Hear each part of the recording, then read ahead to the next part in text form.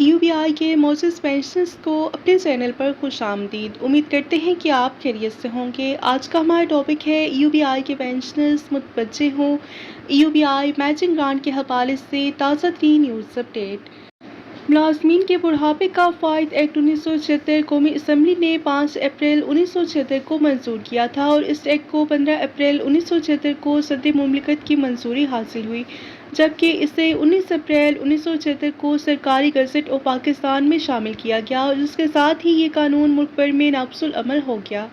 جبکہ آجران کی جانب سے واجب الادا کنٹریبیوشن 1 جولائی 1976 سے قابل ادائیگی قرار دیا گیا۔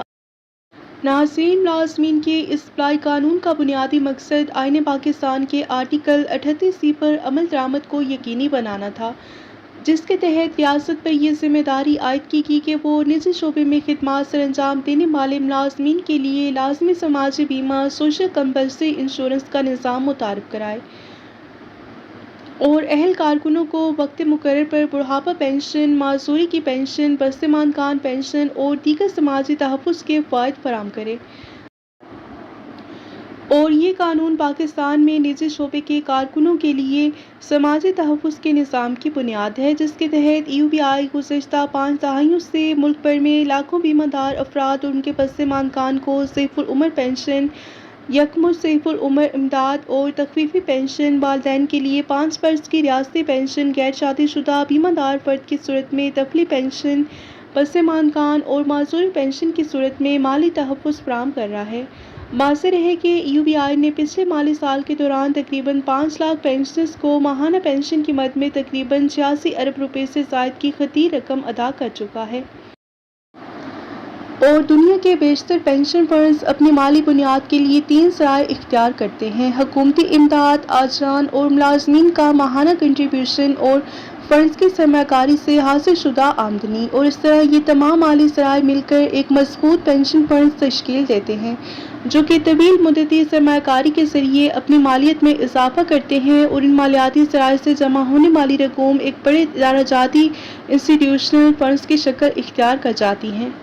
جس کے ذریعے لاکھوں ریٹائرڈ معذور ملازمین اور ان کی وفات کی صورت میں ان کے لواحقین کو مقررہ قواعد و ضوابط کے مطابق ماہانہ پنشن کی ادائیگی کی جاتی ہے۔ اسلام آباد میں قائم ایک غیر منافع بخش تنظیم سینٹر برائے لیبر ریسرچ CLR کے مطابق ابتدا میں ملازمین کے بڑھاپا فوائد ایکٹ 1976 میں حکومت کی جانب سے کسی قسم کی حکومتی کنٹریبیوشن کی کوئی گنجائش موجود نہیں تھی، اور پہلی مرتبہ فائنانس ایکٹ 1986 کے ذریعے اس ایکٹ میں دفعہ 9A شامل کی گئی، جس کے تحت 1 جولائی 1986 سے وفاقی حکومت پر یہ ذمہ داری عائد کی گئی کہ وہ UBI کے ہر بیمہ شدہ انشور پرسن کی مد میں ادارے کو ہر سہ ماہی بنیاد پر اس کی اجرت کے 5% کے مساوی کنٹریبیوشن مقررہ طریقہ کار کے مطابق ادا کرے گی۔ البتہ اس میں پہلی شرط یہ تھی کہ اگر کسی بیمہ شدہ فرد کی اجرت 3,000 روپے سے زائد ہو تو 3,000 روپے سے زائد حصے پر حکومتی کنٹریبیوشن ادا نہیں کیا جائے گا۔ اور دوسری شرط، ایسے بیمہ دار فرد کے لیے بھی حکومتی کنٹریبیوشن قابل ادائیگی نہیں ہوگا جو کہ اس ایکٹ کے تحت پہلے ہی پنشن وصول کر رہا ہو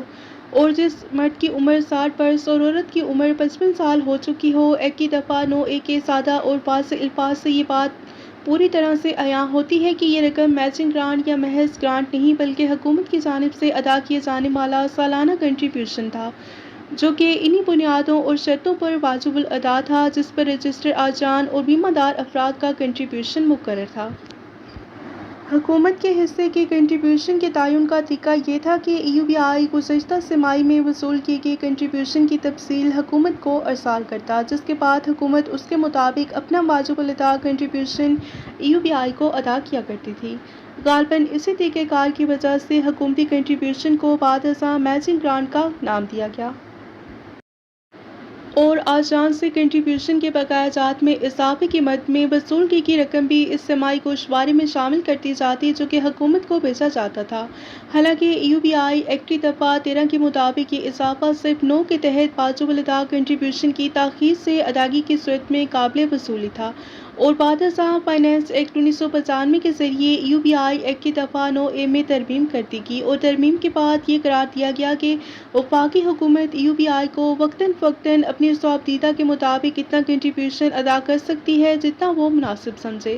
لہٰذا اس ترمیم کے بعد وفاقی حکومت UBI کو وہی سالانہ کنٹریبیوشن فراہم کرتی ہے جسے وہ وقتاً فوقتاً خود متعین کرتی ہے۔ ویڈیو کے پارٹ 2 کے لیے انتظار کریں۔ مزید اپڈیٹس کے لیے ہمارے چینل کو سبسکرائب کر لیں۔ ویڈیو جاری رہے گی، لہٰذا آپ نے پارٹ 2 مس نہیں کرنا تاکہ آپ کو تمام معلومات اور آگاہی ہو سکے۔